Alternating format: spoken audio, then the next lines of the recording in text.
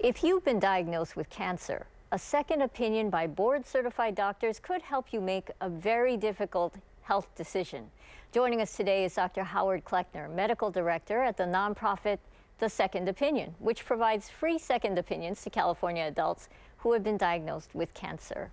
Welcome, Doctor. Thank you. Can you give the audience an idea of what The Second Opinion is? Well, as you said, it's a nonprofit that consists of over 70 volunteer physicians in different medical subspecialties related to cancer who meet on a regular basis, usually once a week, to review and meet with patients who have cancer. All the records are obtained in advance and given to the physicians, as well as the slides and pathology reports, which are reviewed by our panel pathologist, and all the imaging is reviewed. Okay. So how does a person get selected, or do you have to apply?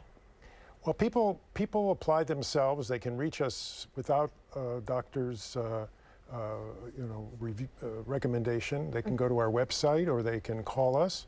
But we also get referrals from a variety of different organizations, the American Cancer Society, social workers, support groups, community organizations, physicians. So people can get to us in a variety of ways. Okay, well, we have a short video of a couple people that have both benefited from the Second Opinion and who also donate their time to Second Opinion. Good. So let's take a look at that. Thank you. My background in medicine is that I am an internist with a specialty in medical oncology and hematology. I have a rather unique connection with the Second Opinion because both of my parents went there as patients. The patient is the center of what we're doing. We're all volunteers. We are not the treating physicians. We have a kind of neutrality, which is a good thing for the patients, and we can really focus on what they want. Volunteering for the Second Opinion has enormous gratification. I think it's an important thing to do. And it's sort of out of your regular box and just extremely satisfying. Bernadette McDonald. Andrea Cross. The Second Opinion was so upfront and honest, and they didn't ask for anything. It is a non-profit organization that are just there to help people like me who needed support. They're very compassionate. They listen to you, and they let you tell your story. I have a very good friend, Andrea Cross, and she really was very supportive to me. I wish I had known about the Second Opinion 10 years ago because I was diagnosed with breast cancer, and it would have been so helpful to me to have had access to a Second Opinion at that time. If you have any intentions of donating, the Second Opinion is definitely the best place to go to donate your money. My name is Cara Penwell.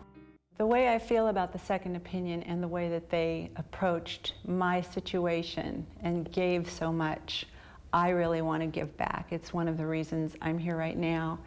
It's one of the reasons I think that people need to know about the Second Opinion and support them in any way they can. The Second Opinion helped me in my main question, which was whether or not to go ahead with radiation therapy. As professional and clear and concise as they were, there was a level of compassion from everyone on the panel and everyone working at the Second Opinion that made me feel welcome and comforted. I want to thank the Second Opinion for their help, for who they are, whoever came up with the idea. I bless you. I'm thankful, and I will never forget you. So, Doctor, you walked us very quickly through the process that this goes through. How long does that process take, the review panel? You mean the panel itself? Yeah. Well, we have 3 patients come usually on Fridays. We meet with them in the format of a multidisciplinary tumor board. So there's usually 5 physicians in different specialties sitting around the table. Patients come, we have a little lunch for them. And then we have them come in one at a time with their families in person, and they get to ask their questions. So this is really driven by the patients, the issues that they want to discuss. And we record it on a little digital machine. We can send it to them on a CD or on an MP3. And when we're done, we also send a summary letter to the patient and their physicians. So the process, there's usually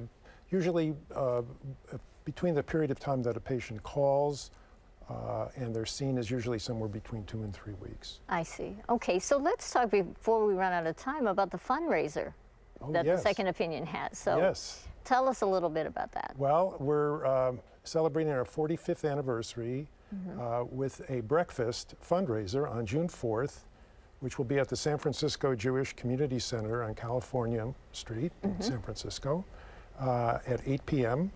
8 a.m., excuse me, 8 a.m.